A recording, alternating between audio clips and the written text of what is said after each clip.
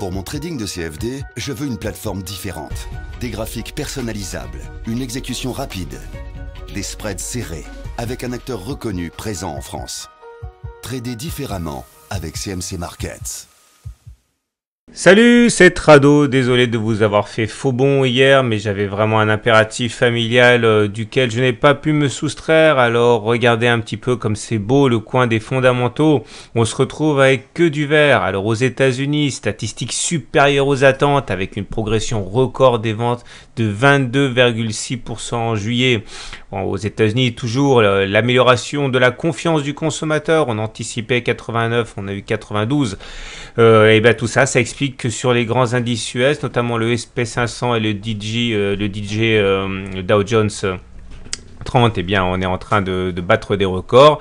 Et en même temps, en France, la fébrilité autour de la composition de Valls 2 eh bien, n'est pas là. On est relativement à la fois circonspect et apparemment également assez optimiste, puisque l'indice parisien ne souffre pas du tout.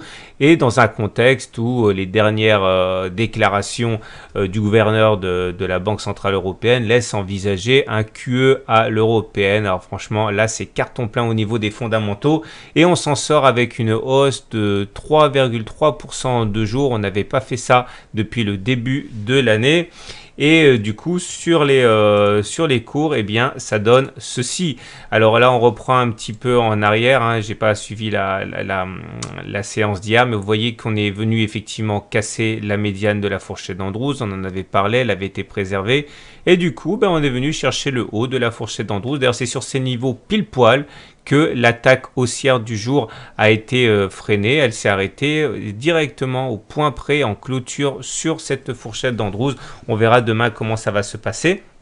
Alors, il est temps également de faire un bilan de nos champions pour le suivi de tendance. Le premier à avoir indiqué qu'on était parti pour une hausse assez violente, c'était qui? Eh bien, c'était le SAR qui est passé vert dès le 15 août. Donc, si on était rentré à ce moment-là, vous voyez qu'on a absorbé quand même une belle plus-value. Le deuxième à avoir donné le feu vert, eh bien, c'était la cassure de la moyenne mobile à 20 séances ici. Et le troisième, c'était hier avec le super trend qui a cassé et qui permettait de prendre le signal du jour. Mais vous voyez que, encore une fois, le SAR avec sa réactivité était plutôt pas mauvaise conseillère. Alors maintenant, il reste Ichimoku. Ichimoku n'est toujours pas haussier. Pourquoi n'est-il pas haussier? Parce que nous sommes toujours dans le nuage. Enfin, on est dans le nuage depuis aujourd'hui. Je vous rappelle que pour être tendance haussière, il faut être au-dessus du nuage et il faut que notre filtre, la Chikou, soit au-dessus des prix. Alors là, la Chikou est effectivement au-dessus des prix, mais les cours ne sont pas au-dessus du nuage, mais à l'intérieur, donc on n'est pas encore en tendance haussière. C'est ce qui m'inquiète un petit peu pour demain, puisque nous allons avoir plusieurs choses qui vont nous bloquer dans notre ascension. Nous avons le haut de la fourchette d'Andrews orange, nous avons le nuage lui-même qui ne se laisse pas enfoncer sans coup férir, et la Chikou ici qui rencontre les mêmes obstacles que les prix va être au contact de la moyenne mobile à 20 séances. Ça va pas être forcément facile à gérer cette histoire. Néanmoins, regardez un petit peu, on vient de faire un T1 mine de rien. Un T1 c'est quoi? Je vous rappelle que lorsque l'on clôture au-dessus de la Bollinger supérieure, ça s'appelle un T1. Ça se passe très rarement, dans même pas 2 cas sur 10. Et lorsque on a un T1 et que la Bollinger supérieure et la Bollinger inférieure divergent comme c'est le cas, eh bien on a beaucoup plus d'une chance sur deux de faire une deuxième clôture au-dessus de la Bollinger supérieure demain, c'est-à-dire un T2. Néanmoins, ce sera mon pari du jour. Je pense qu'on aura quand même la faiblesse d'aller chercher la Bollinger inférieure qu'on viendra toucher, et ça, méfiez-vous, parce que ça voudrait dire aller chercher les 4360-70 à la louche. Il ne faudra pas s'en inquiéter demain. J'aimerais également insister sur les indicateurs techniques qui sont très intéressants aujourd'hui. Alors, tout d'abord le stochastique, qui lui maintenant est au-dessus de 80 en zone de surachat, donc ça veut dire normalement que ce sont les haussiers qui sont aux commandes, donc faites attention si vous shortez, vous avez le stochastique contre vous. Le MACD, lui aussi, il a donné son feu vert aux alentours du 15, on avait vu ça ensemble, il était passé au-dessus de son signal, et là, bon, il est toujours négatif, mais il prend de l'altitude par rapport à son signal, et c'est une très bonne chose. Le momentum, il est positif. Souvenez-vous, on avait suivi en direct la double cassure, la cassure conjointe de l'oblique sur le momentum et sur les cours. Et je vous avais dit, si jamais les deux se font conjointement, Ça crédibilise le signal. Bon, en tout cas, le signal, vous l'avez vu hier et aujourd'hui, hein, ça fait 3,3% de hausse. Donc, il est toujours très bien orienté au-dessus de sa zone de neutralité à zéro. Nous avons le TRIX qui avait donné un super signal déjà de retournement de tendance le 20 août, un petit peu plus tard. Lui, il est toujours haussier. Et le CCI qui nous donne, qui est maintenant clairement au-dessus de la ligne de 100. Bon, le signal d'achat a été donné hier, hein, j'ai pas pu le faire avec vous. Hein. Donc, aujourd'hui, bon, le signal est déjà un petit peu moisi, hein, puisque ça fait déjà 2 séances qu'on est au-dessus de 100. On va pas trop faire attention, mais globalement, c'est bon.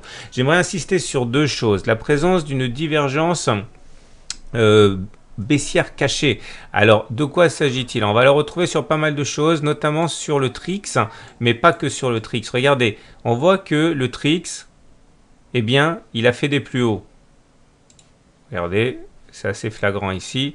Le TRIX a fait des plus hauts. Mais par contre, les cours n'ont pas encore fait des plus hauts. Ça s'appelle une divergence baissière cachée.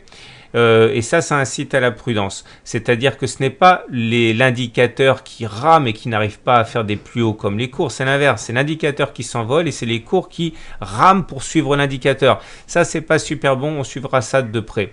Et puis, vous allez dire que je joue les troubles faits parce que c'est vrai qu'autant j'avais dit dimanche qu'on était sans doute parti pour une semaine plutôt peinarde, autant là, quelque chose qui m'inquiète un petit peu, c'est l'OBV, l'On-Balance Volume. Alors, de quoi s'agit-il? J'aimerais vous en parler parce que c'est quelque chose qui est très très bien. C'est un indicateur de volume. Alors, de quoi s'agit-il? Vous allez avoir un mode de calcul très très simple. C'est-à-dire que vous avez les volumes du jour. Ça peut être 3 millions d'actions sur un titre ou alors les volumes échangés sur un indice, etc. Si la séance est en hausse, dans ce cas, on ajoute les volumes. Si la séance est en baisse, dans ce cas, on retranche les volumes. Et ce qui est génial par rapport à ça, c'est que ça permet de juger de la crédibilité de ce qui se passe. C'est-à-dire que si les cours montent, si les cours d'une action d'indice montent, mais qu'en même temps l'OBV ne veut pas monter, ça c'est pas très très bon. Si ça monte toujours, mais je veux dire, s'il y a une divergence qui s'effectue, c'est pas bon. Inversement, si les cours ont tendance à baisser, mais que l'OBV refuse de marquer un plus bas, c'est pas très bon signe non plus. Regardez, ça fonctionne comme ça. Ici, les cours de l'action font un plus bas, mais l'OBV ne veut pas faire de plus bas. C'est une divergence haussière, il y a de fortes chances pour que ça monte derrière. Là, vous avez une divergence baissière parce que les cours font des plus hauts, mais pas l'OBV, il y a de gros risques de baisse derrière. Regardez un exemple sur le CAC, c'était à l'origine de la grosse baisse qu'il y a eu il y a quelques mois. Les cours faisaient un plus haut, mais l'OBV ne faisait pas un plus haut. Ça s'appelle une divergence baissière. Regardez ce qui s'est passé derrière. Ça fonctionne également dans l'autre sens. C'était entre mai et juillet. Les cours sur le CAC faisaient un plus bas. L'OBV ne voulait pas faire un plus bas. Et derrière, il y a eu une divergence haussière et donc une hausse. Alors, ce qui est intéressant par rapport à ça, si on retourne à notre graphe, c'est pour demain surtout, parce que là, on va avoir un petit souci. On est à 2 points quasiment, ça se joue à quasiment rien. Alors, regardez, bon, j'ai un problème avec la plateforme, mais là, on est à 4415 sur le précédent plus haut, là, et on est à 4399, donc on est vraiment à rien du tout de faire un plus haut, mais par contre, sur l'OBV, on est franchement très loin de faire un plus haut. Donc on va se retrouver, à mon avis, incessamment avec une méga divergence baissière sur l'OBV. Vous avez compris, de la même manière que j'étais relativement peinard par rapport à la hausse à laquelle on assiste, là j'aurais beaucoup de mal à considérer qu'on n'est pas une consolidation. Hein. Voilà, donc on suit ça de très près pour demain. Je vous souhaite une bonne journée, de bons trades et à demain pour la mise à jour.